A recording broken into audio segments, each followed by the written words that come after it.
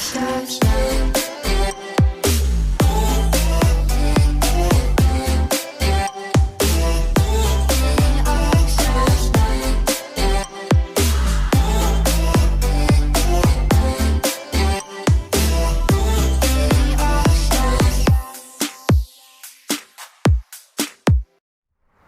is up, Interceptor Squad? Welcome back to another video. It has been a week and I'm sorry for not uploading. I've been feeling literally crappy the last like 4 to 5 days. So I'm finally feeling a lot better today. So I'm out here filming. Beautiful day as well, as you guys can see. Not a single cloud in the sky. And yeah, as you guys can see by today's video, we're going to be talking about buying, ex-cop cars or used cop cars at an auction versus at a dealership. Now, if you guys know me or you guys are subscribers from the beginning, let that loud ass truck pass. If you guys are subscribers from the beginning or follow my videos, you guys know that I bought both my Crown Vic, which I sadly totaled a couple months back, well actually a while back now, and my Interceptor sedan, both at dealerships, mainly for a couple of reasons. And I've gotten comments before in the past saying, oh, you're stupid for buying it at a dealership because you're paying more money, or you can get it at a fraction of the cost, this and that. Yes, there's a downside to buying at auctions, just like there's a downside to buying at dealerships as well. So I'm going to be talking about those two. Now, just to make it clear, I've never been to an auction before, so I really don't know, much about them, but I mean, it's just based off, people telling me and just, just a general idea. Alright, so just to get started, before I do get started, I should say, Before I get started, I just want to say new merch will be available very, very soon for the holidays. And vlogs are finally coming back. I've really missed doing vlogs. I used to do it all the time when I had my Crown Vic. And even though vlogs weren't always 100% about my car, I always made the effort to go out and just make a video. And I really miss doing it. But I really want to get back into vlogging, so I think this weekend I'm going to try to put up a vlog. I got some new skits and stuff coming from my YouTube channel. Me and my cousin and a couple other people are going to help me make them. Alright, so now let's talk about buying these at an auction versus at a dealership. Now first, let's talk about the auction. Now, like I said again, I've never been to an auction, but I have a couple of buddies that I've met over on Instagram, and people I've actually met in real life that have gone to these auctions, and they've told me about them and stuff like that. Now, the pros and the cons. Let's talk about the pros. Now, number one, you can buy these insanely cheap at the auctions. Now, these are obviously a lot newer. This is 2014, just like the Explorers or the Chargers. You might not see them as often at the auctions, more so the Crown Vics, but you can get them insanely cheap. Even these, I've seen a couple of these with, missing panels, headlights missing. Obviously, probably needs a new paint job, things here and there, for like $4,000, $5,000. Now, yes, that is a half of what I paid for my car, but like I just mentioned, it's missing parts and stuff like that, but we'll talk about that in a little bit.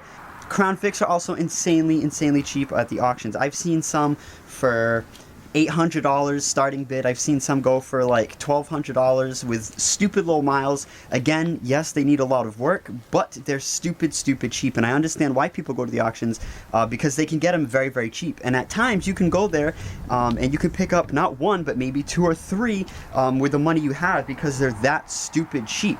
So besides them being really cheap at the auction, that's pretty much really only the pro that I can see. I mean, I don't want to, cause hate or anything like that, but if you guys know any more pros, then please let me know. Like I said again, I've never been to an auction, so I really don't know, but that's really only the pro thing that I know, is you can buy these cars insanely cheap. Now, the cons, there's quite a few cons that I see, in my opinion anyway. The first being is they need work. I've seen some that need a lot of work. Now, yes, you do buy these insanely cheap at the auction, but they're going to need work regardless. Some more than others, and some probably don't even need that much work at all, if none. I've seen actually some Crown Vics there that don't really need any work. Most of them are really, small cosmetic things like headlights, a grill, a bumper. And if you're buying a Crown Vic at an auction, those things are stupid cheap anyway. But if you're buying one of these, or the Explorer, or the Chargers, one of the newer vehicles, then a bumper, a side panel, stuff like that, they're going to cost you a lot. They're not cheap at all, especially, like I said again, for these newer vehicles. If it's for a Crown Vic, I mean, you could buy a bumper for like $60, a grill for like $60, a side panel for $120, brand new headlights for $60, versus this one, a brand new panel's like $250, a bumper, I can only imagine, a grill's like $100, that headlight right there is like $200, so you can see the difference. So yes, you may be buying them a lot cheaper at auctions, but if it needs a lot of work, you put, a new bumper, a new side panel, a new paint job, new brakes, it adds up. Now, obviously, it probably won't add up to what you buy it at a dealership, but it definitely does add up. I would say that that is also another con as well. If you're not really a hands-on person, if you want a car that's kind of ready to go and drive, then auctions might not be the best place to, find your ex-cop car. Because, like I said, again, a lot of them, I would probably say like 90% of them, depending on what auction, where you live. I mean, it's very hard to kind of say it, but also another downside to auctions is when you do buy them, you're going to need, a way to transport them back home. And if you don't have a truck and trailer, you're probably going to have to pay a tow service, which adds yet another charge on top, depending on where you live, how far the auction is. That all factors in, but, that's more money that you're spending right there. So a lot of people say, yeah, it's so much cheaper, so much cheaper. The cost definitely does add up, like I said again, especially if you do need to fix parts here and there. But I have seen some people buy these, some of the newer Interceptors at auctions for stupid cheap, and they really don't need that much work. So it all depends on where you go. You really can't, say that auctions are all that bad. You just have to look. It's something that's going to pop up. Sometimes maybe you'll find a good one. Other times maybe you won't. So it's kind of, you just got to go and you got to look at them.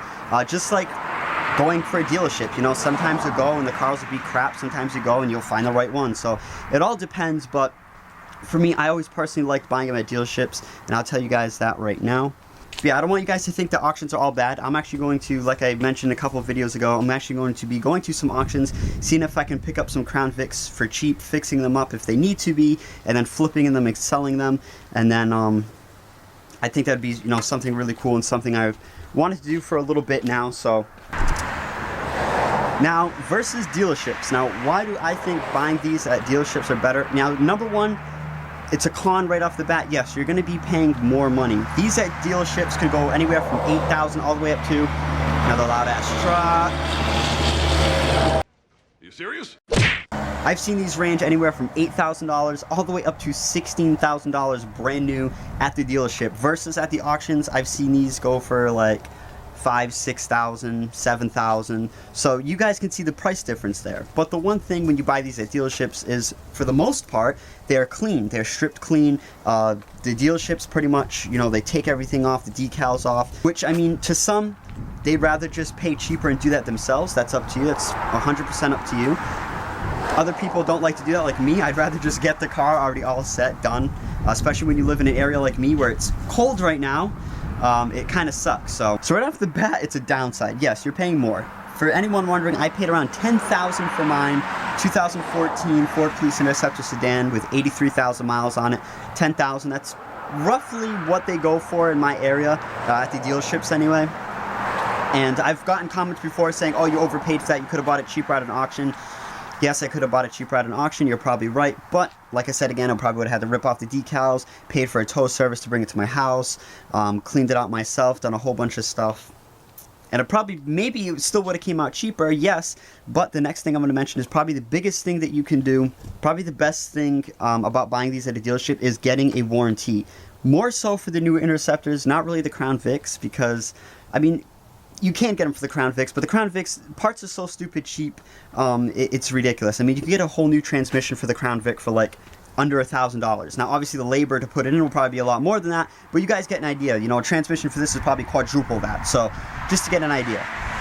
But yes, the biggest thing about buying at a dealership is why I bought it at a dealership is the warranties. Now, I paid around, I think the total price for my car was like $12,000 because I got an extended warranty. Now, this warranty is good for about 2 years or 45,000 miles, 2.5 years, something like that. And this extended warranty pretty much covers everything inside the engine, including the two biggest things which are known to go in this car. Well, the one biggest thing known to go in this car is the water pump. The warranty that I got covers the water pump, it covers the transmission, it covers pretty much everything in the engine, and then it covers, brakes, tires, just stuff, small stuff like that. But those are the biggest things, and right when I heard that, I wanted the warranty right away because, like I said again, the water pumps are known to go on these, and the water pumps sit underneath the engine, so it's even more expensive. Not sure why Ford designed it that way, but they are expensive. So at least with the warranty, all you got to do is pay as a deductible, which is stupid cheap. You just send it in and they fix it. Depending on, you know, your credit status, your, you know, insurance, all that stuff comes into play with, you know, what type of warranty you can get.